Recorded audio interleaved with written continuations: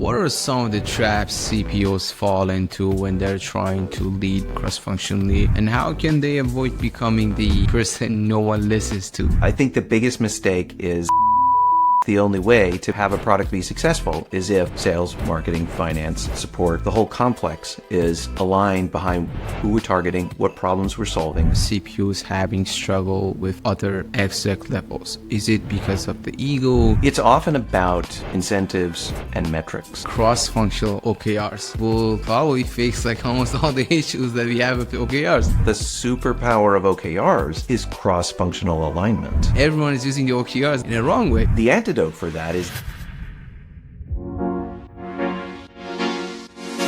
Hey folks, welcome to another podcast episode of Product Founder. Today we have Bruce. I'm super excited to talk with him. Bruce, can you kindly please introduce yourself? I'm Bruce McCarthy. I'm the founder of Product Culture. We help companies all over the world get better at product and get more out of their product teams and help their product teams get more out of everything that they're doing. But I didn't start off as a coach. I started off as a product manager, like most of the people who will be listening to this, I think. I was a product manager at many different companies, big, small, software, B2B, B2C. I got acquired a few times, acquired a few companies, more or less done everything in product management at one point or another, and a lot of adjacent roles too, like officially or unofficially. I was in charge of engineering, design, partnerships, documentation, customer support, marketing, sales, finance, everything. So if I have a superpower, like most people, it's seeing the connections, seeing how the system is meant to work, because I've seen it from all the different angles. Fantastic. That's why I'm actually excited to talk with you today. I know we earlier talked about like what we want to discuss on this episode, and I find that you have a lot of experiences with CPOs, and that's one of the topics that we haven't really touched on the podcast. So first, I want to ask you, how has your view of the Chief Product Officer role evolved over the years? Like, what did you thought it was early on, and what do you believe it is today? Let's pause here for a second. The other day, I was looking into our channel analytics, and I noticed many of you guys are watching a lot of our episodes, but not yet subscribed to our YouTube page or Spotify. I will ask you as a favor, please support us by subscribing to our YouTube page and Spotify page, and I will promise you I will do everything in my power to make each episode better and better. Thank you. Well, actually, I feel like I had a really formative experience, a formative view on what the CPO role could be like. I worked for a man named John Wang, who went on to become the CMO of HTC, the phone maker in Taiwan. And John had what I think at the time was a unique take on being in charge of product at a small company. This was long enough ago that the chief product officer role didn't really exist. He was just called the VP of product. But what he did was this effortless, cross-functional driving of alignment around the entire organization that I got to see and be part of close up. He literally went around with his notepad from the office of different executives, and not just executives, but other folks too, went to their office and would sit down with them even for just 10 minutes and go down his list of questions that he was grappling with at that time that would affect the product roadmap and the product vision and what we were going to be doing down the road. I witnessed that because I would be sitting talking to someone in marketing, say, and he would knock on the door and just say, "Hey, sorry to interrupt. Do you have a minute? I'm trying to work out this problem and I would love to get your input." And he had this kind of soft power throughout the organization where none of these people worked for him. He was only in charge of product. And at one point, I was his only employee. But he had the strongest possible influence over all of those folks in sales, in marketing, in finance, in customer support. Every department had a respect for John's point of view, in part because he didn't try to impose his views on them, but instead started the conversation and asked them what was important to them. One particular example comes to mind. There was this idea that I think he had come up with that we actually could have advertisement within the product for add-ons, and that we could have a space in a future version of the product where the marketing team could actually decide what sort of marketing message they wanted to place. And they could have special pricing, and they could segment, and they could do whatever they wanted. And he presented this idea to the head of marketing. And she said, no, I don't like it. She said, I think that it sort of taints the product. Sure, we have marketing messages, but we have ways of getting those messages out to the folks already. And I don't want to seem to be exploiting the fact that they have to use the product every day. And I expected John to argue. I expected John to advocate for the other point of view, but he didn't. He just asked everybody else for their point of view on it. And nobody wanted to contradict the marketing person because they're in charge of marketing. They're in charge of driving additional purchase from the customer base. And if they think that's not the right way to do it, well, why would we want to do that? Why would we want to push? And that, I don't want to say that he was passive. I don't want to say that he was doing a survey and going with the majority. It was not that simple. It was just that John always had the right questions and always had this way of creating the right conversation about those questions. I witnessed that up front, and that was sort of always my take on what we should be doing. It drove not only the product itself, but it drove the release process, it drove the sales and marketing, it drove the customer support. Following his model, I later worked with the customer support team to actually ship a bunch of how-to videos with the product because there were certain areas where customers struggled to get the most value out of it. This was back in the day when this software was provided on CD-ROM, and we shipped videos created by the customer service team on the product. And I'd had this sort of reaction to their initial proposal to incorporate videos that team had created into it of like, no, that's not product, that's documentation in a way. And I'm like, wait, if we're solving the customer's problem, why shouldn't we take a cross-functional approach to it? That's what John would do. And it turned out actually to be quite a boost to usability and to retention that we were giving people this how-to approach. So my view on the CPO role was set early by John's example, and it hasn't changed a lot except in the level of detail of understanding what is necessary. What I do find is that not a lot of people share this view about the CPO role being this cross-functional influencer and aligner of different parts of the organization around what we're doing. I think people have a very narrow view of product in general, and the CPO specifically, that they're just there to decide the roadmap. They're just there to decide what features are we shipping and when are we shipping them. And a good CPO will do what John did, will go and discuss, well, what is the go-to-market strategy? And who is the ideal customer profile, and how do we target them, and how do we align the roadmap with that strategy, of course. But we have to have a strategy first. And sometimes I find product people, when they step out of their lane that way, get some kind of pushback from people. It's like, why are you asking questions about my job? When they talk to salespeople about how to position the product, or when they talk to marketing people about who they're targeting at the top of the funnel, or when they talk to customer support about even which bugs should we fix. People find that engaging outside the lines of the product we ship non-intuitive. But I think it's the only way. I think it's the only way to have a product be successful is if sales, marketing, finance, support, the whole complex is aligned behind who we're targeting, what problems we're solving, and how that's going to drive value for the company. I find that story very powerful. I know earlier we talked about, and you said strategy alone isn't enough. So where do you think other CPUs fail to have alignment across different teams? Yeah, honestly, I think it's because they often don't think to try. They kind of feel like, well, I have control of the engineering resources. I get to define the roadmap and decide what order we're going to do things in. And sales and marketing should just pick it up at that point when we deliver stuff. And they should be excited by all the cool stuff that we are building. I know of one CTO, for example, who said about his product marketing team, we're inventing terrific stuff. And because you can't figure out what the application is in the marketplace is not our problem. You guys just need to be more creative. And that's 100% backwards, I think.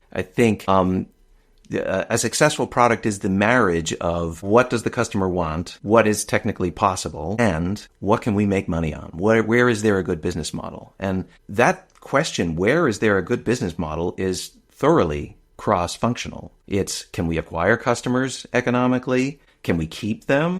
Can we satisfy them? And there's a lot there that involves every department you can imagine. What about when CPOs having struggle with other exec levels? Is it because of the ego, structure, incentives?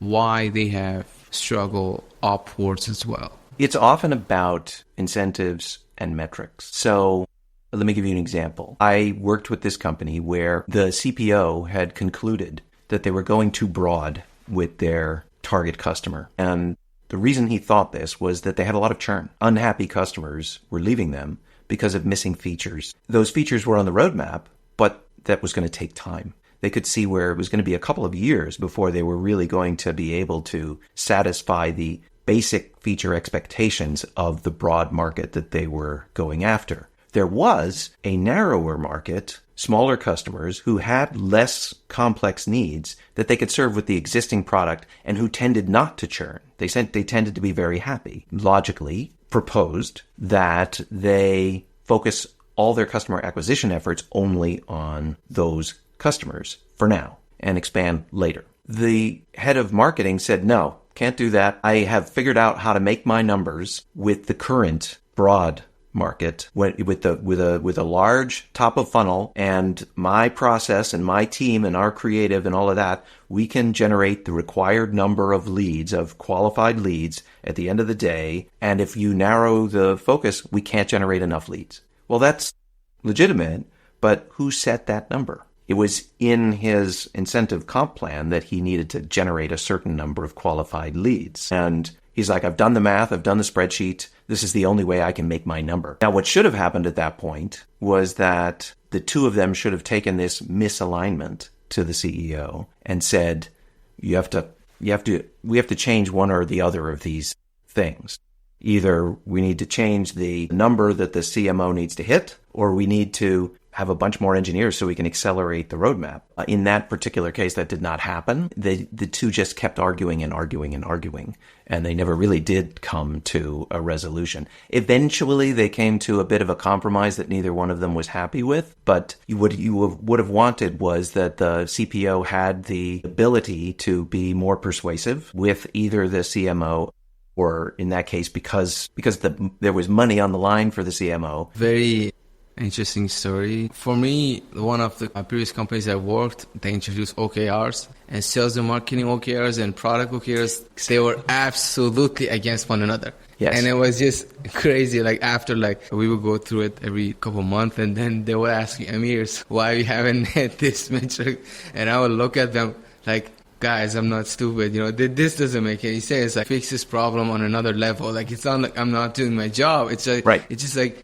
this guy, you tied his income to the numbers of installs or subscriptions and stuff like that. And then how can I have him on board?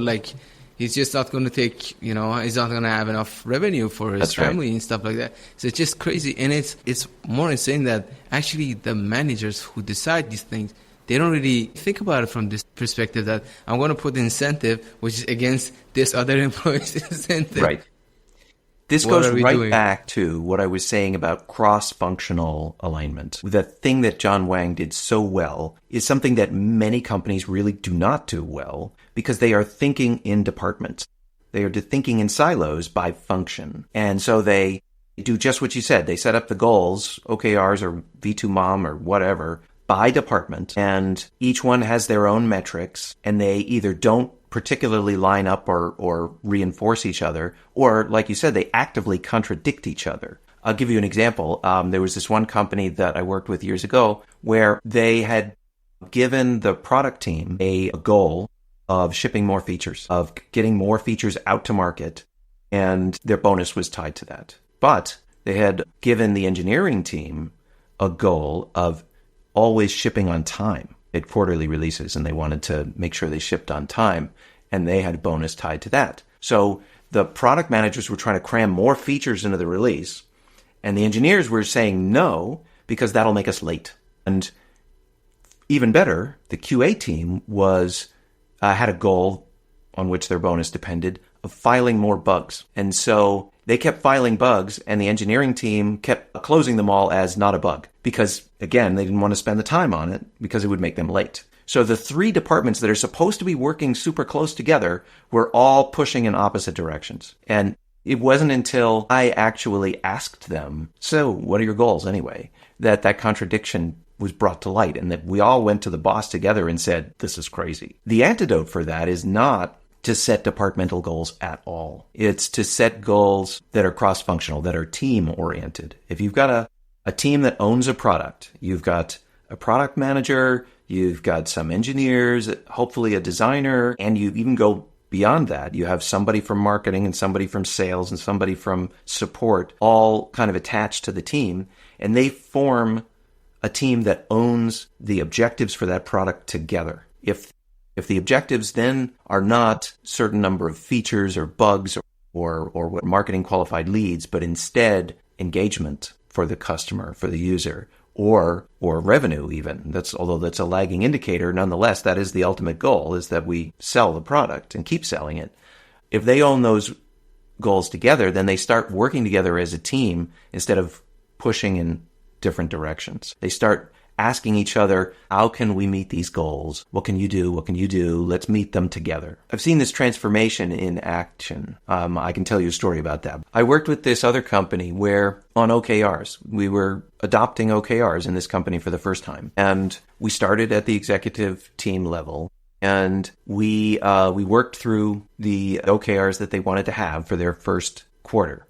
And it came out, there were 8 executives around the table, and it came out that there were 7 OKRs. And it was pretty close to 1 per department. I forget which department didn't have one that was their own.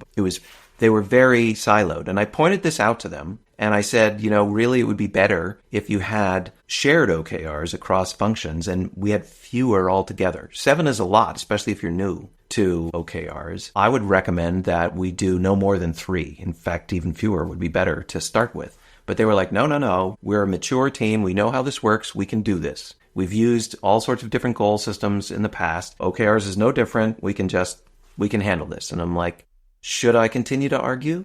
Or should I let them learn from experience? Well, I decided to let them learn from experience. Sure enough, I was right. 7 was too many. They didn't achieve much. It was pretty low percentage of achievement, down like in the 20s or 30s initially. And they finally agreed that 7 was too many. An interesting thing happened as we began to shrink down the number. They began to think cross-functionally. And they eventually, after maybe a year and a half of effort, got down to 1 shared OKR for the entire executive team for the quarter. And it was about customer satisfaction. It's about customer trust and referenceability. They had a few different ways of measuring it, but it was all about that. And that really worked for them. It got them, instead of having fights between, say, marketing and product on who the customer is, it got them thinking together about how they created improved customer sat. You just brought up something I started to think about it for the first time. Cross-functional OKRs. Because until now, even in all the companies I worked, it was always this department will have these OKRs. This one will have this. And now when you talked about it, I'm starting to think like it is a strong possibility that you could have an OKR which marketing and product will work together. And this will probably fix like almost all the issues that we have with OKR. Everyone is using the OKRs then in a wrong way. I think that's right. I honestly think that the superpower of OKRs is cross-functional alignment. That's in a product-oriented organization, that's where the value really comes in. Because otherwise it's like, well, you know what? Departments, they all have their metrics anyway. Marketing is working on marketing qualified leads, and sales is working on closing deals in the quarter, and engineering is working on PRs and closing tickets, right? We all have that stuff already. Why duplicate that in OKRs? It's just changing the format. But if you want to get teams working together cross-functionally, they need some mechanism. And I think OKRs are as good as I've seen. It's very flexible. It's very simple. It's hard to get right. And the classic mistakes are have them be tied to just functional silos and have too many and set them and forget them. That's the other common one is we spend a week putting them together and then we don't think about them again until the end of the quarter when it's time to do it again. Do you see unicorns using OKRs as well? That's a great question. Yes, I do. This company that I was telling you about has gotten to a really good place with them, but it took a number of iterations to learn how to do it well. Another company that I work with, I taught them how to do OKRs some years ago, 3-4 years ago, and they were happy for a while, but gradually it became too complicated. They had many layers of the OKRs from the top to the bottom of the organization. They were finding that there was some duplication across teams, and the teams were starting to complain that it was taking up a lot of time to create the OKRs. So we went back just this year and we simplified. We reduced it to 2 layers, and we asked the teams to skinny down the number of OKRs that they were doing per team. And we took some of the keep the lights on type stuff out of the OKRs and just made them into health metrics that we just track all the time, but we don't have to have goals around them. And that simplification helped them a lot. So I wish I could say there is a unicorn company out there that's doing it super perfectly well, but it's an ongoing process to optimize it and adapt it to your current situation. I have a good friend who was a product manager at Google for a long time. And of course, they're famous for using OKRs throughout. And he told me, oh yeah, it's not like we're perfect at OKRs either. Most of the time we do it backwards. We're like, oh, it's OKR time. What's on the backlog? All right, let's make that our OKRs. I want to ask you also, what are some of the traps CPOs fall into when they're trying to lead cross-functionally? And how can they avoid becoming the strategy person no one listens to? Right. I think the biggest mistake is to kind of stay in your ivory tower, work out your nefarious plans, and then try to convince other people of those plans. John Wang, again, he did it in the opposite way. He had ideas, sure, but one idea at a time, one week at a time, he would be talking to everybody individually and asking for their input, made everybody else part of the process so that it never felt, even though John was strongly influential and a lot of his ideas we did end up implementing, it never felt like it was John unveiling his master plan. And nor did it feel like him imposing his will on the organization. It felt like an organic participative process across the whole organization. It's funny, we all say, well, of course you should get sign off on your goals, on your roadmap, on your strategy, whatever it is, from the other departments. But sign off makes it sound like you spend months crafting the perfect deck and then you announce it and then you collect a bunch of signatures. And so I don't really like that term at all. I really like the idea of road mapping and strategy being a participative sport, a team sport. And you've got the entire executive team pulling together to craft this thing. There's a subtlety of language that I think is often missed. I am working on this and I need your input is completely different than I did this, can you approve it?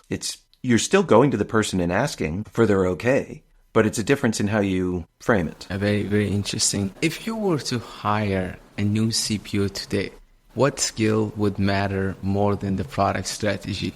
Well, I do need someone to be strategic, right? I mean, otherwise I could get away with a director or a VP who can just organize the teams to execute on whatever the strategy that's given is. So I do need someone to create that strategy, but I need them to be this kind of influential cross-functional leader as well. Now, in the early days of a company, probably one of the founders is that person. Maybe the CEO, maybe in some companies the CTO is articulating a vision and getting people excited about it and getting people on board to do their part with it. But increasingly, as a company grows, those executives are very busy raising money, managing the board, talking to key customers, thinking about it. Somebody needs to be the person who owns strategy, who is not distracted by all that stuff. And that somebody doesn't have to just be really good with a slide rule to come up with the perfect go-to-market plan. They have to be that cross-functional influencer that the founders were at the beginning. So that's the number one skill I'm looking for. I wrote this article years ago that got just like a huge number of comments on LinkedIn where I said, you shouldn't hire product managers because of their technical abilities. I kind of listed out all the different skills you wanted them to have. Sure, they have to be comfortable with technology. They need to engage with engineering on trade-off decisions. They need to be analytical. They need to be good with customers. All of these things that you would expect. They need to be a clear communicator. But what I said to me at the very top of the list was that they needed to be a good listener and a good two-way communicator. They needed to articulate a vision and then ask a lot of questions to help people get on board and contribute to that, how we're going to achieve that vision. That's if you come up through a technical background, if you come up through business analysis or technical product management, that skill is sometimes missing. And sometimes it's not impossible to develop it, but sometimes I think people don't realize that it's necessary. What percentage of the people agreed with what you said on LinkedIn? Not half, less than half agreed. A bunch of people were like, I need to be able to have a good conversation with the engineers, and so I need to be technical. And well, my product is highly complex, and I need to have the domain knowledge. And I find actually that if you're a good two-way communicator, you can articulate a vision, and you can ask a lot of good questions, and you can engage in a two-way creative process, a collaborative creative process, that's going to get you up the learning curve of anything technical or any market specifics that you need to know pretty fast. Good product people are really good at learning new stuff by asking the right questions. The opposite is not true. If you're a technical expert or an industry expert, that doesn't help you with the discipline of product, of doing your research, your discovery, your validation, and with communication. Not automatically. What's underrated in most CPOs? Underrated in most CPOs. Well, at the risk of repeating myself, I would say it's that influential thing. Think again, if I work with a lot of CEOs that are hiring CPOs, and they are often looking for someone who has expertise in their market, and someone who's good at strategy, and someone who's good at execution. And I try to explain that, A, it's going to be difficult to find somebody who can do all of those things all at once. So, for example, I might say you want to separate out kind of the execution from the strategy. It's not usual that you find somebody who's really strong at both. And so I would hire a strategic person who can in turn hire an executor, unless you already have somebody strong in strategy on the executive team. As long as you've got that box checked, then let's be clear, you need one or the other in this role, and you need the opposite in some other role. Second, I think they're often looking too hard for industry knowledge because they assume that that's required. And then when I push back on that, I usually say, well, wouldn't you like to have a fresh perspective? Wouldn't you like somebody who can take a crisp new look at your industry? They say, well, but that's going to take time, and I want somebody who doesn't have to spend time getting up the learning curve. And honestly, that advantage is fleeting at best. People who've been in the industry for years, who you would say are industry experts, they have a bunch of assumptions about the industry that they probably haven't examined in years, which may no longer be true, which limits their ability to be disruptive to the competition, to think of something new. So I'd rather have somebody without that domain constraint come in and look at it all and ask a bunch of dumb questions. Why is it like that? Well, maybe it's like that because of constraints that were true 20 years ago that are no longer true. And maybe it would be useful to be the first person to ask, does it have to be like that? So fresh eyes is definitely something that is underrated in acquiring a new CPO. And then there's the cross-functional influence, which I think most CEOs aren't aware that they need. So if all the CPOs of the world would listen right now, you would say the cross-functional influence is the first thing you want them to work on. Yep. That, and I have a few friends who are looking for work right now, and they are finding that hiring CEOs are picking people who they perceive as industry experts with a track record. And I think that's a limited point of view. Yeah, that's interesting. How does the role of chief product officer change when an organization is quite small and it becomes a big organization and becomes like a complex organization? Yeah. Bigger, more complex organizations have a few things going on. One is there's a lot more responsibility for running a good department, for having an onboarding process, for having a repeatable recruiting process, having your favorite test for people coming in to pass some sort of a presentation or problem-solving kind of thing. There's a lot more of that kind of block and tackle stuff. And so I work with CPOs who have their own internal ops teams who do training and onboarding processes and have their own recruiters dedicated to product. It's kind of a specialized discipline, and a lot of recruiters don't have tons of experience with it because of there's just a lot more volume in hiring engineers or salespeople. And so a general purpose recruiter just doesn't get a lot of reps hiring product managers. So having an internal recruiter or a favorite agency that specializes in product is super helpful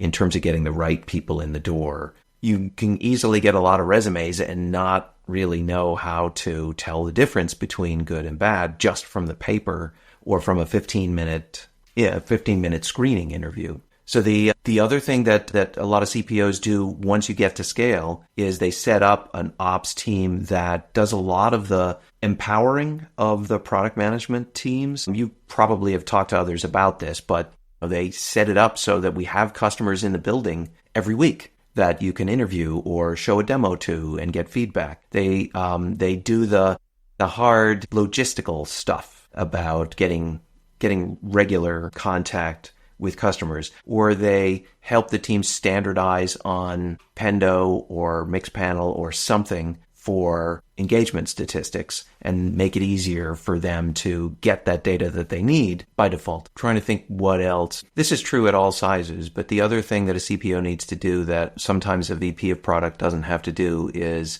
to manage the relationship with the board. Having a good, casual, you can get on a phone call and just chat kind of relationship with at least one person on the board, I think is important, because you don't want to get to a board meeting and go through your 50 slides of incredible detail and be surprised by a question you weren't anticipating. You don't want to have the board decide that they've switched from primarily pushing growth to primarily pushing capital efficiency or some other measure of margin and belt tightening.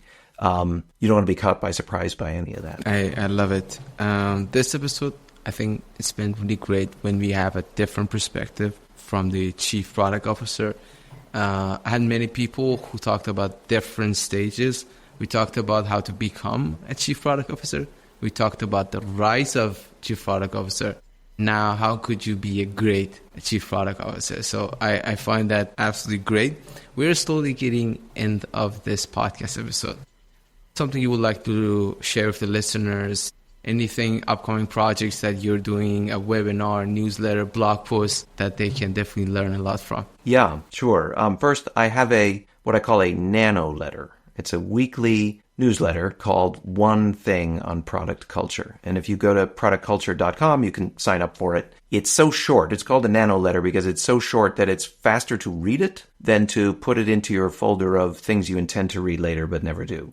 Usually you don't even have to scroll on your phone in order to read it. And it's just a bite-sized insight as a reminder of, hey, this is how good product organizations operate. So I would encourage everyone to subscribe to that and have it in your feed.